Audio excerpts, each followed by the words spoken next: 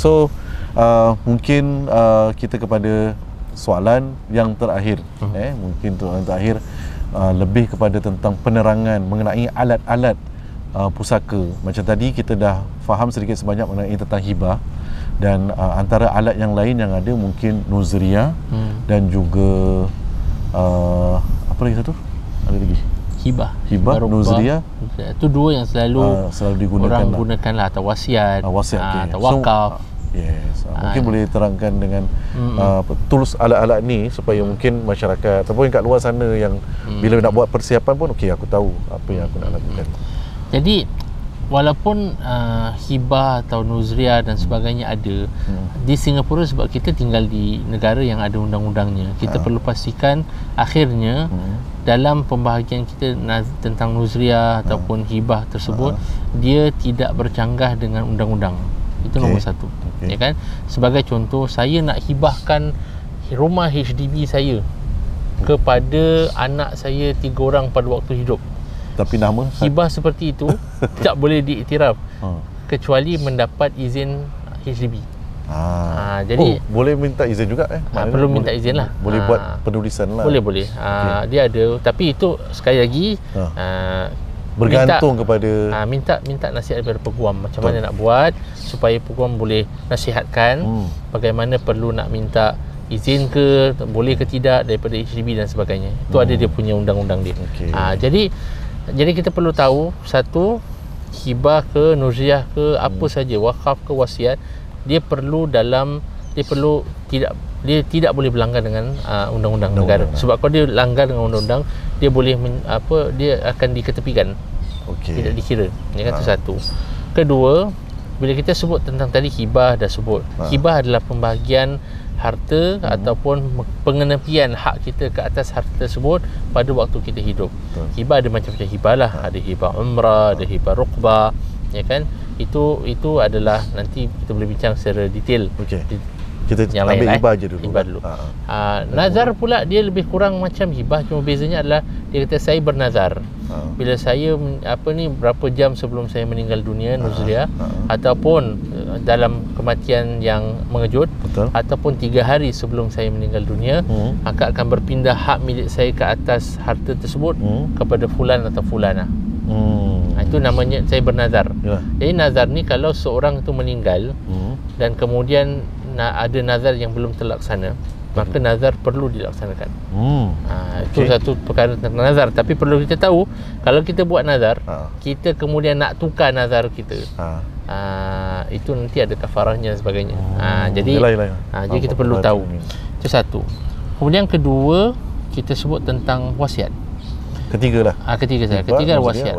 Wasiat secara umum, wasiat 1/3 saja.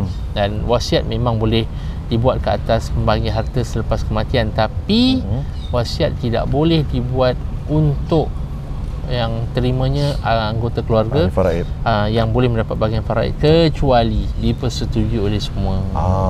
Ada keredaan, dan juga kesanggupan oleh semua. Itu satu, kan? Dan kedua, ialah dia tak boleh lebih daripada 1/3 lah. Itu satu tentang wasiat. Itu adalah tentang wasiat. Yang terakhir, wakaf. Wakaf Singapura dia ada undang-undangnya tersendiri. Contoh, walaupun ada orang mungkin tak semua orang boleh berwakaf lah. Kalau dulu Singapura orang masih boleh beli tanah, wakaf, beli rumah ada 3-4 biji, nak wakaf 1 biji rumah, contoh. Tapi hari ni mungkin kita tak dapat nak wakaf macam tu. Ya kan? Tapi ada yang sebab tu kita wujudkan institusi wakaf seperti wakaf ilmu, yang mana orang boleh mewakafkan wang, dan wang itu disimpan pokoknya supaya dapat digunakan untuk pendidikan Islam di Singapura sebagai contoh. Jadi pahalanya akan berterusan di situ lah. Pokoknya wakaf adalah untuk penerusan pahala. Ya, dan kita boleh wakaf dan sejauh mungkin kita wakafkan perkara yang boleh tahan lama lah. Tak boleh wakafkan nasi lemak kan. Itu sedekah namanya. So, tapi wakaf ada undang-undangnya. Di Singapura, kalau kita nak membuat wakaf, again perlu juga dapat nasihat peguam. Cuma sahaja kita perlu tahu di Singapura, bawah undang-undang AMLA, semua wakaf itu, ya kan, perlu ditadbir urus, ada mutawalinya, tapi di bawah kelolaan Majlis Ulama Islam Singapura. Bawa amla. Ya kan? Jadi itu undang-undang. Jadi sekali lagi nak buat wakaf itu boleh, tapi perlu selalunya itu kalau memang melimpah ruah lah, macam saya cakap tadi, ada 2-3 kapal ke, sebagai contoh.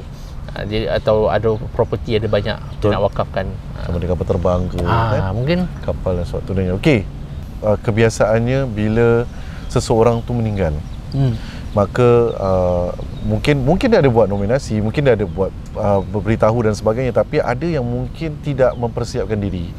Maka bila tidak mempersiapkan diri, apa yang perlu dilakukan harta yang ditinggalkan dari sudut simpanan, mungkin bawa bantal, bawa kuali, bawa kapet dekat bank, lepas tu barang kemas, barang kemas, CPF lain dan sebagainya. Jadi yang utama dulu, makna dia bila dia meninggal, apa yang perlu dilaksanakan dulu. Contoh dia macam urusan jenazahnya, dan sebetulnya adakah boleh ambil daripada duit si mati, dan seterusnya prosesnya. Jadi sebelum kita cakap tentang pembahagian harta kepada ahli waris ke siapa ke, pertama sekali kita perlu pastikan kita settle pengurusan jenazahnya dulu, diambil. Jadi itu yang pertama sekali. Itu. Jadi kadang-kala orang, yalah, mungkin ada orang sebagai contoh yang meninggal dunia itu tak banyak duit cash. Ya kan? Dan jadi kalau ada orang contoh saudara mara ataupun anak-anak yang bayarkan dulu, tapi kemudian nak claim balik, boleh. Bolehlah. Claim balik mereka daripada, tidak akan dikira sebagai macam dah rasa tak mungkin mak bapak meninggal pun tak boleh bayarkan ke. Tak. Memang ada termasuk tertakluk dalam pembagian harta tersebut. Tapi macam orang cakap, ada cara lah, nak minta ada cara. Satu. Kedua adalah kalau ada sebarang hutang piutang. Dengan hutang dengan Allah? Hutang dengan Allah, dengan hutang dengan manusia. Cuma ada orang kemudian perbincangan antara ulama. Contoh duitnya tak banyak, tapi dia ada hutang dengan Allah badal haji, tapi dia ada hutang dengan manusia. Mana nak utamakan dulu? Dia ada sikit ni aja. Dan sikit ni sama ada bayar manusia atau bayar Allah. Pendapat ulama ada khilaf, ya kan? Kebanyakan ulama mengatakan bahawa bayar hutang manusia dulu.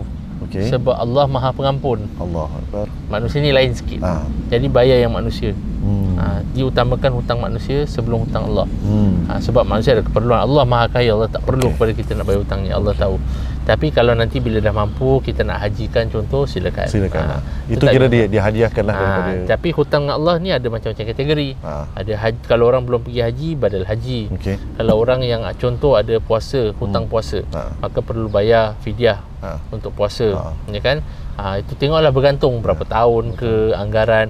Cuma ada orang kata, Ustaz, saya tak tahulah mak bapak saya ni puasa ke tak puasa. Puasa tak puasa sama macam kita sangka baik. Kalau kita tahu sebagai contoh dia sepanjang kita lahir, dia sebagai mak bapak kita puasa, kita ambil dia sebagai puasa. Kita berikan hukum itu kepada mereka. Berbaik sangka lah. Berbaik sangka, dan kita hukumkan seperti itu. Kecuali kita tahu contoh dari muda mak bapak kita pernah cakap, mak mungkin bapak adalah puasa tapi diskaun sampai dah sekarang baru betul-betul. Kita tahu gitu, dan kita bayarkan mengikut apa yang kita anggarkan daripada umur baligh. Ada 14 tahun, 15 tahun untuk yang lelaki dan sebagainya, untuk perempuan dalam 11-12 tahun.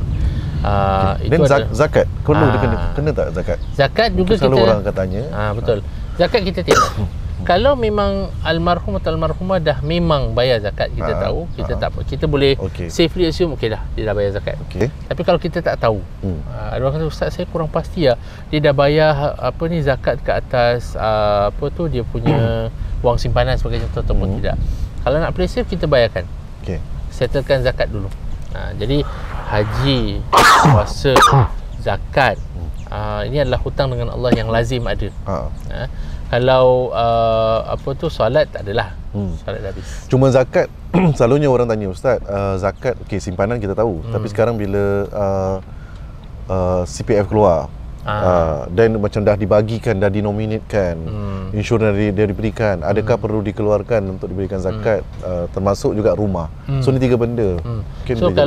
Kalau contoh CPF, fatwa kita hari ini mengatakan bahawa selagi duit tu di dalam CPF, tidak wajib dibayar zakat dulu. Sampai dapat, bila dah dapat setahun lepas tu haul, baru bayar zakat. Jadi kalau dalam konteks ini, berarti kalau orang yang meninggal dunia, dia sebelum tu tak wajib pun bayar zakat. Jadi tak perlu kita bayarkan zakat. Jadi makna dia yang masing-masing dah didapat bahagian masing-masing, tak payah nak keluarkan. Tak payah. Itu nanti bila diorang masing-masing simpan tahun depan, itu dia bayar sendiri. Atas nama mereka lah, sebab dah jadi hak mereka. Bukan atas nama si mati, kalau dalam konteks ni. Itu untuk zakat kat atas CPF. Tapi kalau rumah, tengok rumah, maksud rumah tu apa. Kalau dia ada rumah yang dia tinggal tu tak bayar zakat. Okey. Tapi contoh orang tanya, Ustaz, saya ada rumah saya sewakan. Sebab semakin ramai sekarang orang kita ada beli rumah investment, property lah. Property investment kan. Jadi dia kata saya sewakan bulan-bulan, perlu tak saya bayar? Itu perlu bayar zakat. Zakat ke atas apa ni, keuntungan bisnes. Jadi itu perlu kita pastikan lah. Again, sama prinsipal dia macam tadi. Kalau kita kata kita rasa dia belum bayar, baru kita bayarkan. Tapi kalau kita tahu dia memang bayar tiap-tiap tahun, kita assume dia, paling kalau kita nak bayar pun bayar yang setahun sebelum tu saja.